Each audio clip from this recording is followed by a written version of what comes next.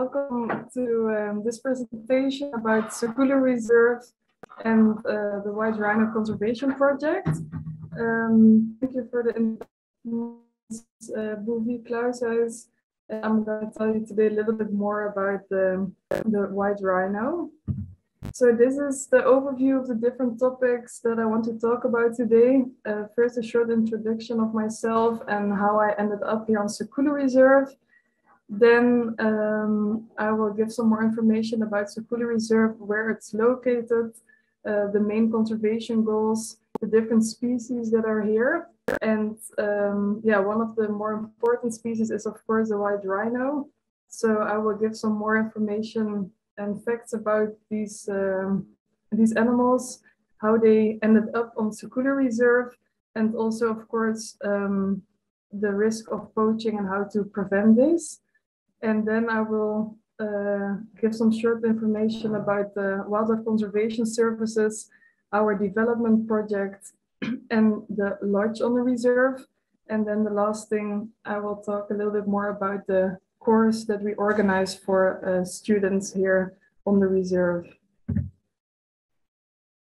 So, as I already said, my name is Bouvy Claushuis, and I'm originally from the Netherlands.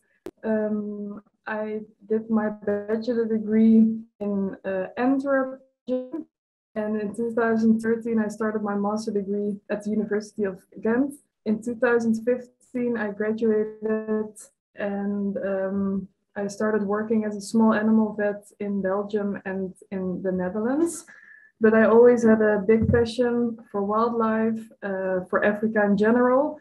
So during my holidays, I always traveled to Africa to work alongside different wildlife for some non-profit organizations. For example, the Victoria Falls Trust in Zimbabwe, where I helped out lion and elephant research.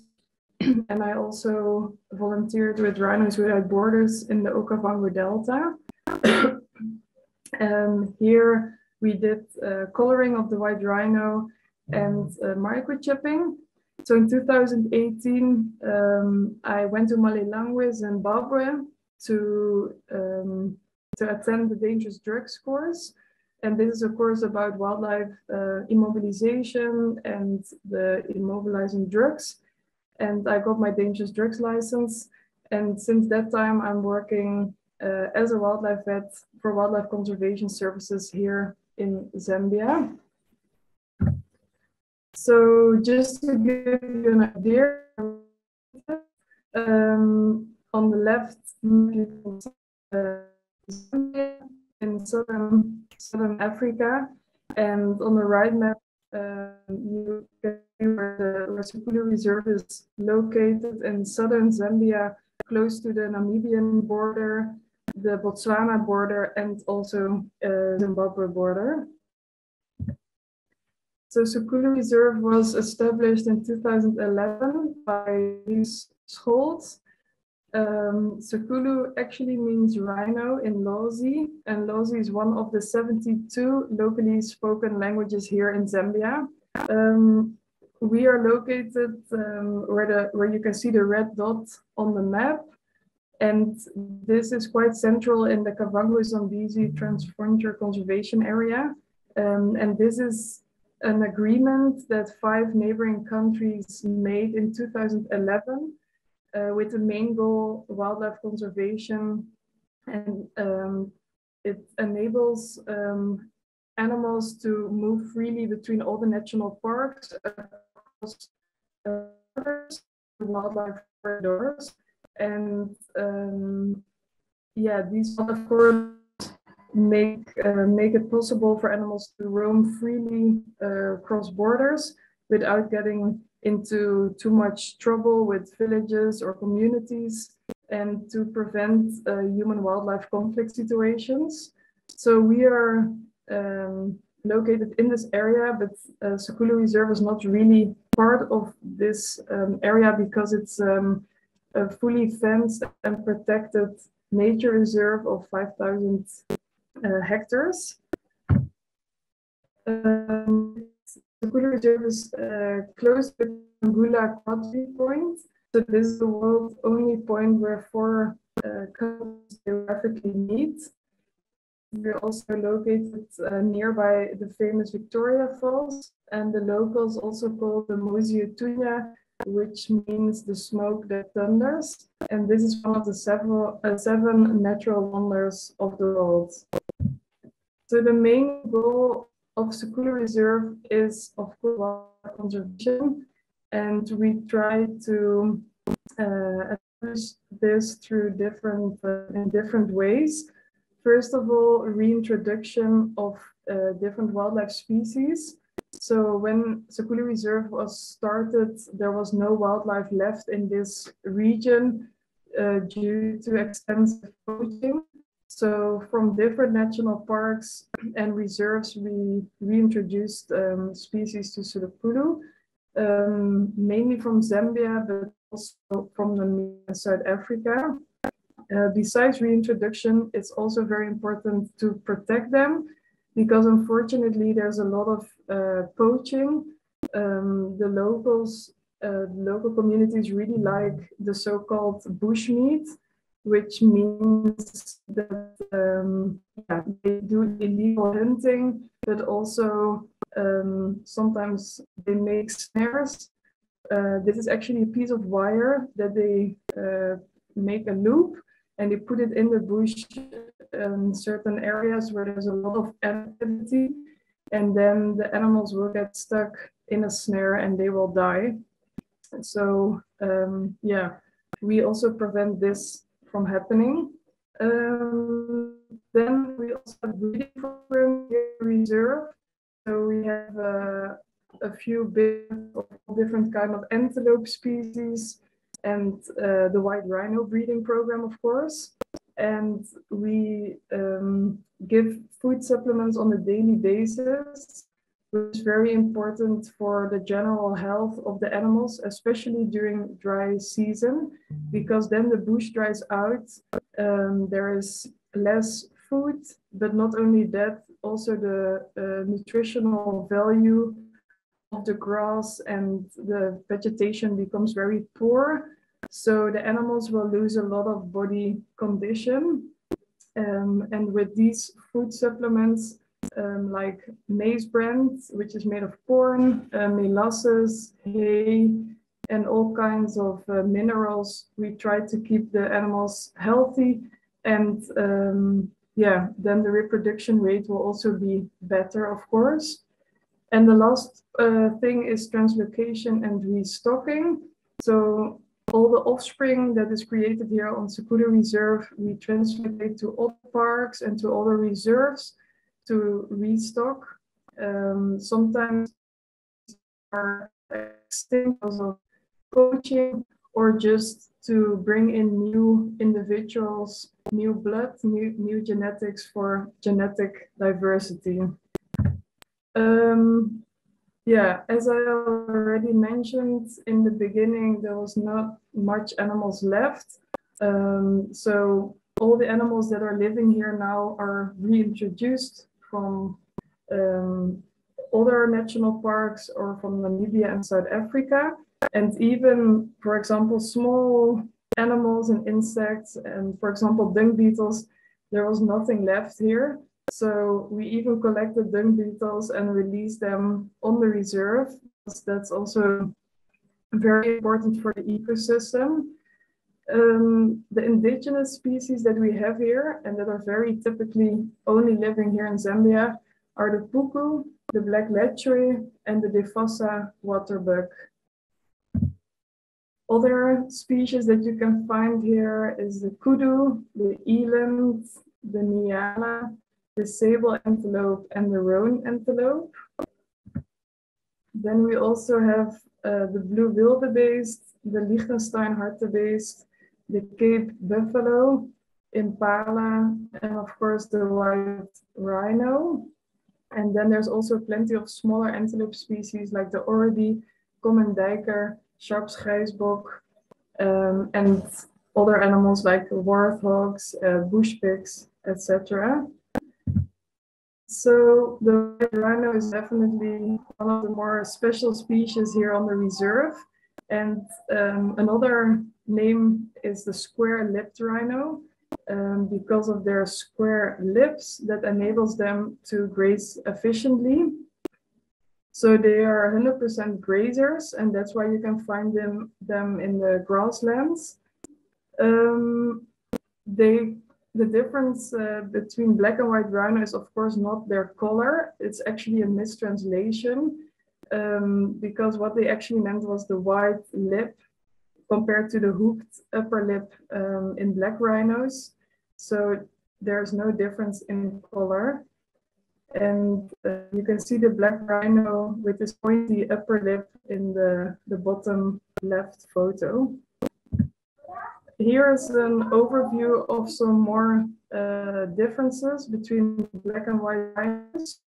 So black rhinos, they are not grazers, but they are browsers, and that means that they mostly eat leaves, and that's why they live in thick bushes and not on the grasslands like white rhinos do. Also, black rhinos are more aggressive and territorial compared to white. And besides their lips, they also differ in their body size, because the white rhino is much bigger. They are almost twice the size. An average white rhino cow can weigh up to 2,500 kgs, and a bull even up to 3,000, while the black rhino will only weigh max around 1,000 kg. And besides that, the black rhino also has a shorter front horn compared to the back horn, while the white rhino has a much longer front horn. Also, the black rhino has a deep arch in its back, while the white rhino has a flat back with a big bump. And the ears are also different. The black rhino has smaller and rounded ears, while the white rhino has more tubular and very long ears. Rhinos in general have very poor eyesight, so they are nearsighted. It means that they can only see properly nearby things that are close to them, but they have a very good smell, and they can also hear very well. As you may know, rhinos love to wallow in mud pools and take mud baths. That the mud dries out on their skin, and then they start rubbing their bodies against trees, and that is how they remove ticks and other ectoparasites. Rhinos are not really group animals. They live in small groups with one territorial bull and then one or two cows with their calves. And the dominant bull, he will mark his territory every day by urinating and defecating in certain specific spots.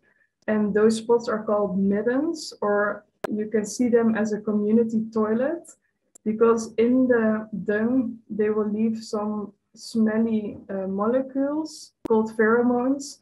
And this is very important for the communication between the rhinos. And as you can see in the photo, this black rhino typically rubs their hind legs through the urine and the dung, and that's also a way to mark their territory.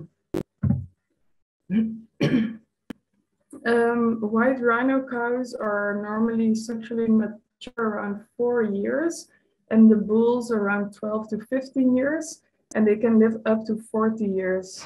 The average gestation period is around 16 months, and the calf will drink milk until they are around 1 year old, and then they will be weaned off. But they will stay with their mom until the cow will give birth again, and then she will reject her older calf when it's around 2-3 years old. And a funny fact is that the white rhino calves always run in front of their moms, while the black rhino calves run behind the mother. So the white rhinos were reintroduced on Sukulu Reserve last year, June. it took a long time, at least 5 years, to get all the preparations done and to get the approval for the importation. So we introduced 11 white rhinos, and with this amount of animals, we doubled the total population of white rhinos in Zambia. And it was a long traveling, because they came all the way from Namibia on the trucks, but everything went very well. And yeah, they adapted very well to their new habitat. And we can also see that in their offspring and reproduction, because in the last year, 3 newborn rhino calves were born on Sukulu Reserve, 2 bulls and 1 heifer calf. The average birth weight is around 50 kgs, and the mother cow gives very rich milk. So they will grow with an average of 1.5 kg per day. So within the first year of life, they will tenfold their birth weight. So after a year, they will weigh up to 500 kgs. The average intercalving period, and that means that's the time between the one calf and the next calf that is born, is on Sukulu Reserve around 2.5 years. While in the wild, it can take up to 3 to 4 years. This is also depending on how healthy the animal is and if they lose a lot of body condition during the dry season. And in the wild, there's a much bigger risk of shortage of food and water. So normally it takes a little bit longer in the wild for rhino cows to give a calf again. So as you may all know, rhinos are very vulnerable to poaching due to its horn. The horn actually exists from keratin tubules with some calcium and melanin. And this is actually the same consistence as your nails. But in Asia, they use this horn for cultural purposes to make some arty pieces, and also for traditional medicine, because they believe it can cure certain diseases like cancer. But of course, there's no scientific evidence for this. The horn will grow continuously through the whole life of the rhino, and the average growth rate is 3 to 7 centimeters per year. It's illegal to trade or to sell horn, but this happens on the black market, and the average estimated value per kg horn is around 60 to 100,000 US$. So you can imagine how valuable it becomes if you realize that the mature rhino bull will carry around 6 kg of horn. So that's why we have to do or implement anti-poaching and security measures. So on Sukulu Reserve, we have 24/7 armed anti-poaching rangers, and they are responsible for patrolling the fences and to look for suspicious tracks and people. They also monitor the rhinos on a daily basis. And sometimes we also get air support from the helicopter or drones that fly over.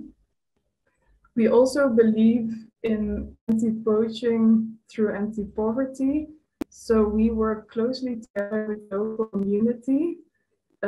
All the rangers that work here on the reserve are employed from the local communities around us. And we also built a school and a small clinic in the local community. And we do preventive dehorning of all the rhinos. Our anti-poaching team consists of 13 scouts that are 24/7 on Sukulu Reserve, and they stay in different camps all along the fences. They patrol in day and in night shifts, and every Sunday they do drilling and exercising and training with the guns. They are very talented So if they find some suspicious tracks, they can track it down for kilometers through the bush. And this is also very helpful during darting operations when we have to dart animals and to follow the animal through the bush. An important part of Sukulu Reserve is the wildlife conservation services. And this is also where the work as a wildlife vet comes in. So game capturing for wildlife translocation is one of the things we do. Sometimes you have to capture a big herd of animals, and we use the mass capture technique with a boma. And the boma is actually a funnel structure, a V-shaped structure that you put in the bush.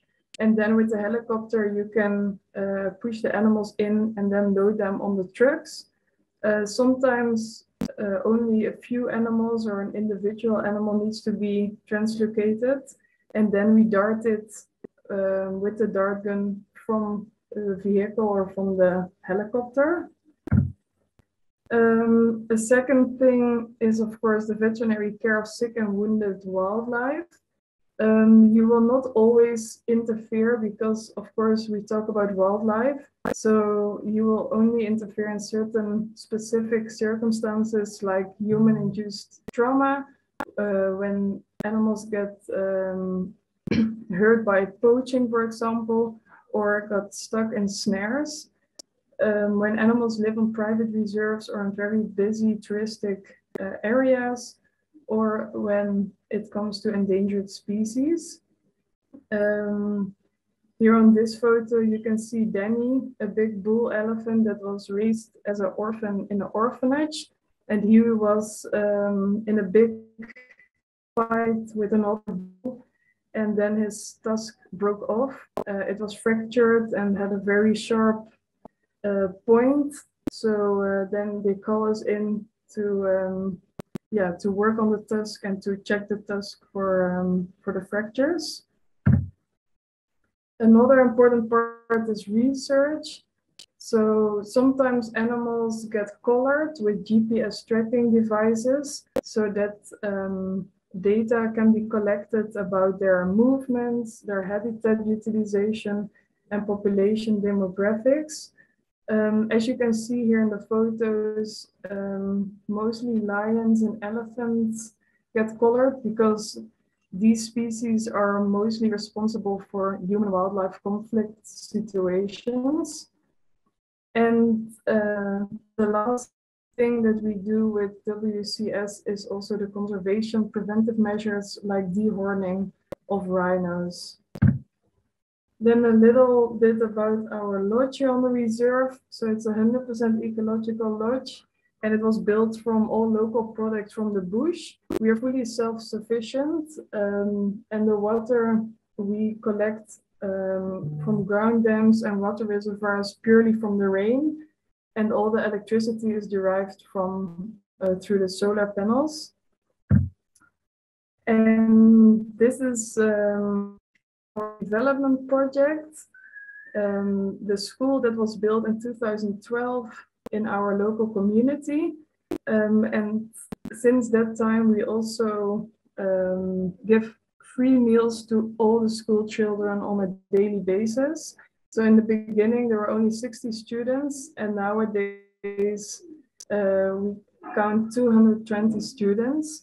And also they are doing very well because they have the highest grades of the whole southern Zambia.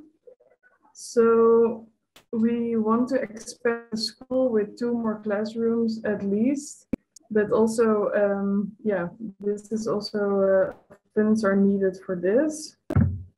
And then the last part of the presentation is about the Sukulu Wildlife Immobilization course. This is a course that we organize here every year for mostly veterinary students. But even if you study wildlife management or something related to wildlife, you're more than welcome to join. It's an 11-day course on Sukulu Reserve. And we are only 50 kilometers away from Livingston.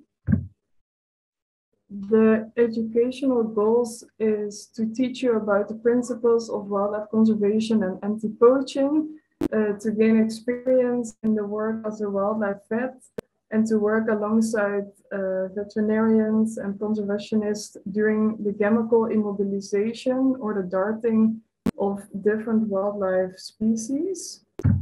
Also, you will learn how to handle and to use the dangerous drugs or the immobilizing drugs that is used to dart wildlife. And you will also learn the principles of darting, the security measures, and to handle a dart gun. You will also be part of the Rhino immobilization team. So here you can see the different course dates for 2023. So yeah, if you're interested, you are more than welcome to join. You can send me an email on sukulureserve@gmail.com. And if you would like more information or some photos, videos, you can always visit our Facebook or Instagram account, Sukulu Reserve Zambia, or send me a then I can send you the flyer. So thank you so much for your time and attention, and hopefully we will welcome you one day on Sukulu Reserve here in Zambia. Hi everyone, welcome here on Sukulu Reserve. My name is Bouvy Claushuis and I am a wildlife veterinarian working and living here on Sukulu Reserve in Zambia. Sukulu Reserve was established around 10 years ago, and then last year the white rhinos were introduced. They came all the way from Namibia and from South Africa. And since that time, yeah, they live here and they're doing very well. They adapted very well to their new environment. So as you can see, the rhinos are dehorned. It means that we actually trim their horn, and this we do to prevent poaching or to make the risk lower. So it's a non-painful procedure, and then we dart the rhino so that is fast asleep, and then with the chainsaw we cut off the horn, which is not painful. They won't feel anything of that. It unfortunately doesn't take the poaching risk completely away, because there's always still a small risk, because you cannot remove the whole horn. You can only remove a certain part, and there will always be a stump left. This is because on the base of the horn is a growth plate located that is full of nerves and blood vessels. So you cannot go and cut too deep. And also the horn will grow continuously during their whole lives, and the average growth rate is 4 to 7 centimeters. So that's why we have to repeat this procedure regularly to keep them safe, or at least the poaching risk as low as possible. As you can see, the bush is quite dry. There's not much grass around us. So that's why we also do supplement feeding. We give them maize bran and some molasses. Here in the back you can see our newborn rhino calf, a heifer calf. She was born a few days ago. The normal gestation period is around 16 months. And then they will stay with their mom for around 2.5 years, even though they do not drink for that long, because they get weaned off automatically when their horn grows. Then they cannot suck anymore, so they start already eating grass when they're a few weeks old, and up to 1 year of age they keep on drinking milk. And then when they're around 2.5 years old, and the mom will give birth again, then they will get rejected, and then they have to live on their own. The rhino calf that you can see there, when they are born, they are around 50 kgs, and they will tenfold their birth weight within the first year of their lives. So after a year, they are around 500 kgs. And this one here on the right is the bull. Rhino bulls are very territorial, so they have their own territory and they walk the whole periphery every day. And they also mark their territory by spraying their urine on the trees and on the bushes. And they also defecate in certain spots, always at the same places, and that's called middens. And it's the pheromones that stay behind in the urine and the feces, and that is how the rhinos communicate with each other. Our main goal here on Sukulu Reserve is actually white rhino conservation and breeding projects. So at this moment we have 12 white rhinos here. At this moment we have 3 small rhino calves. The last one is a heifer calf and she was born a week ago.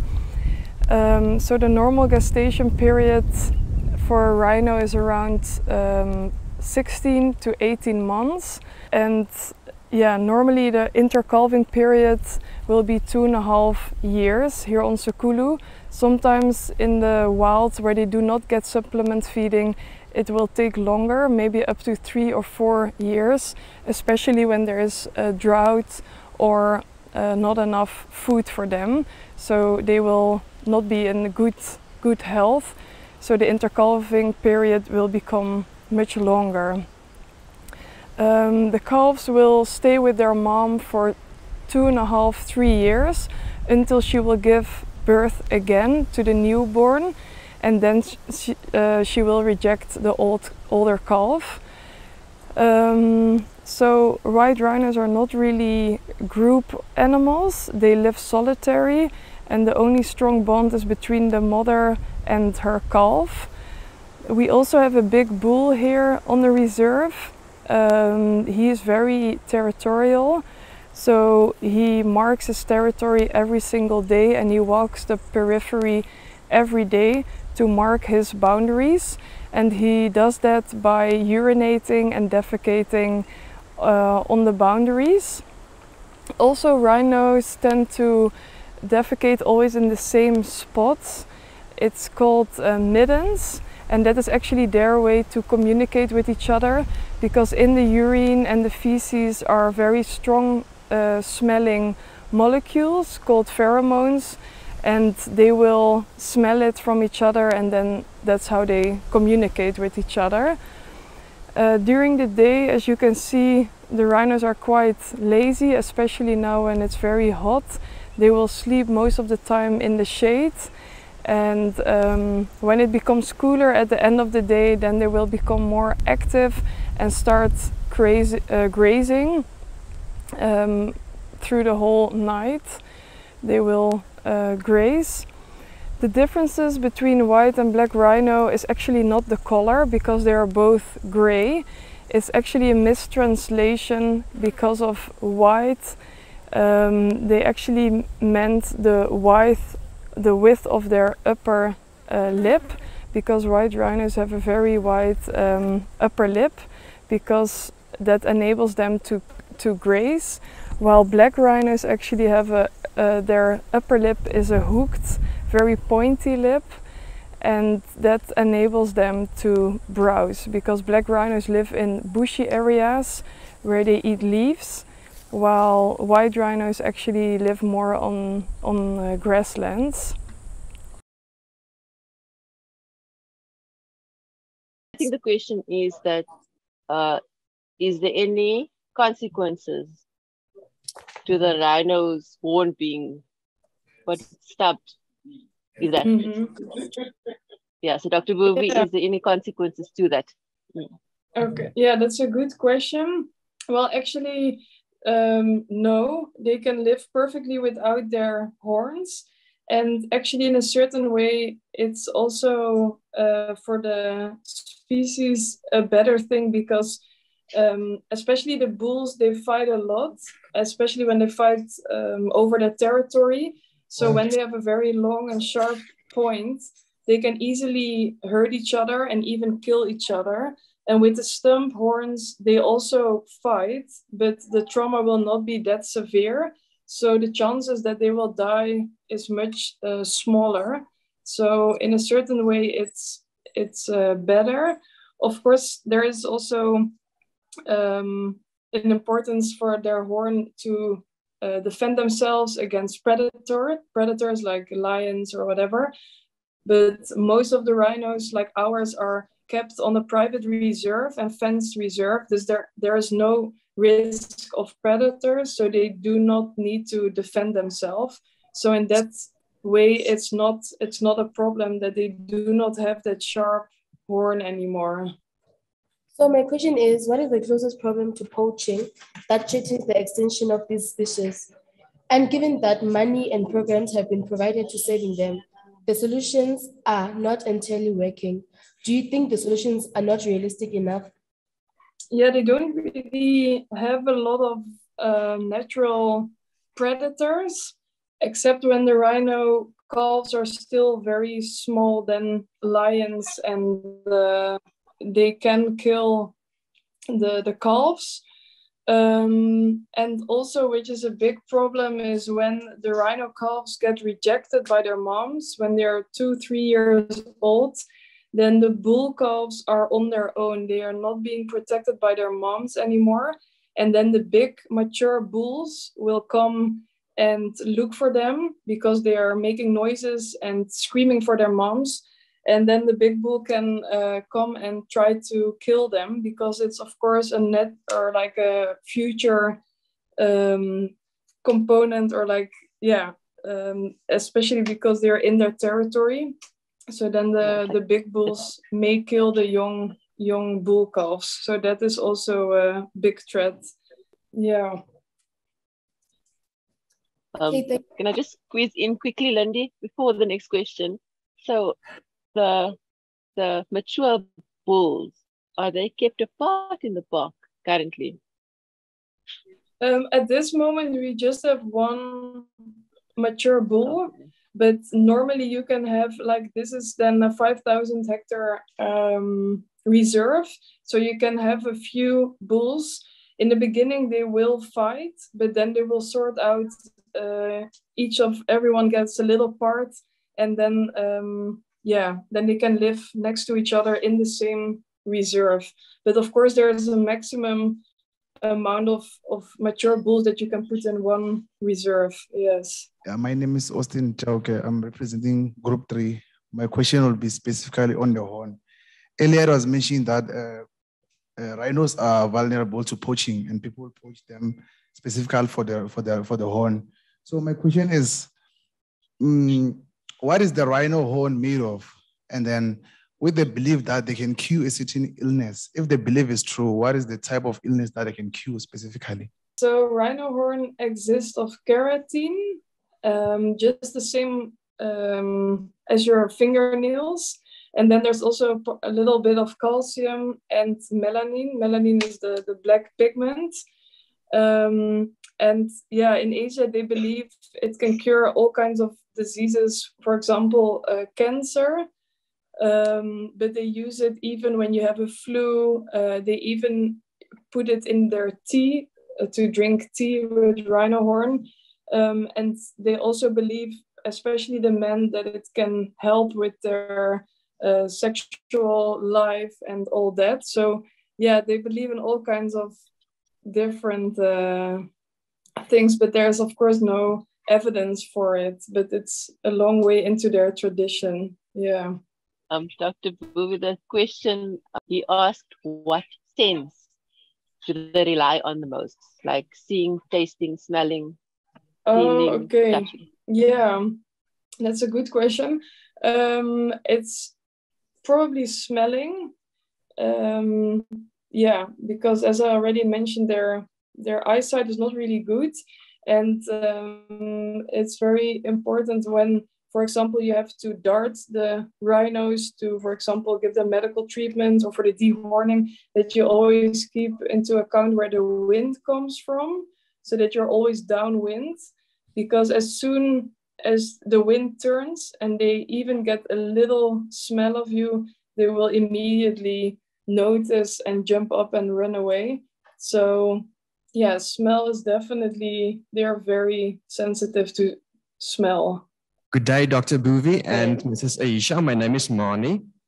I would like to ask if the legalizing of the sale of rhino horn would satisfy the demand, and would there be a decrease in the amount of rhinos that are poached each year? Hi, Marnie. Thanks for your question. Well, that's actually a very good question, and there's a big debate about that topic because CITES doesn't allow rhino horn trade, but there's a lot of people, and most of the rhino or people that are involved in rhino conservation, they believe that legalizing the horn trade will help for the survival of this species, because most of the rhinos are dehorned anyway. So every 2 to 3 years, you will collect more rhino horn, and now it just all got stashed in big safes. So with all the rhino horn that's already available, you could definitely flood the market, and it will bring, or that's what they believe, it will bring down the price. And then it's not that, then poachers will not take that risk anymore to poach a rhino if it's not that much worth anymore, the horn. So yeah, I think my personal opinion is that it definitely would help to legalize rhino horn. And it's a non-painful procedure. The animals do not suffer, and they are dehorned anyway. So now all that horn goes to waste. So I think it will definitely help. Thank you very much, Thank Doctor. you. And then I would just like to ask, lastly, what is the current conservation status of rhinos throughout the whole continent of Africa? For the white rhino, or the southern white rhino, it's how do you say that? On the nearly endangered. Yeah, nearly endangered, exactly. But of course, the black rhino is that is endangered. So the southern white rhino nearly, and the black endangered. And the northern white rhino is almost extinct because there's only 2 individuals left. My name is Lem, so I'm representing Group 6. So my first question is, bottleneck effect, specifically poaching, has reduced the population of rhinos over the past years. So as a result of bottleneck effects, the genetic variation in rhinos population has decreased. So my question is, does this mean should mass extinction events occur, rhinos would be the first species to be affected since their allelic frequency has greatly reduced? Yeah, of course, a bottleneck is never a good thing to happen because the genetic diversity will be very little, and you can only build a population from a few individuals. So the risk of genetic problems and diseases is much higher.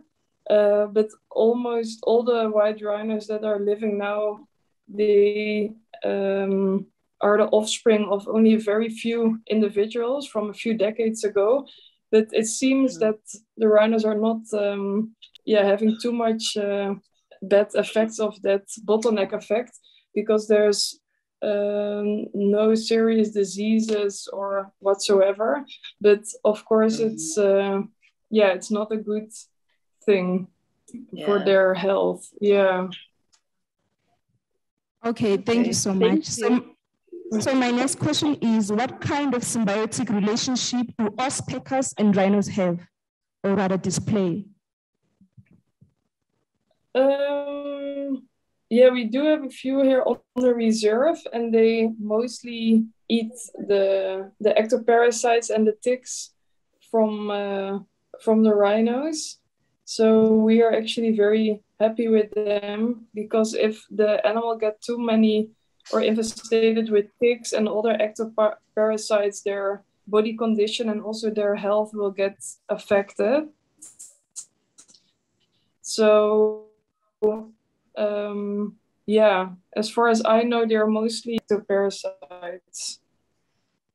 Okay, thank you so much. My last question is, concerning that rhinos have been declared vulnerable for the past decades, so do you think the introduced or rather the implemented legislation are good enough to protect rhinos? Because even today we still regard rhinos as endangered species.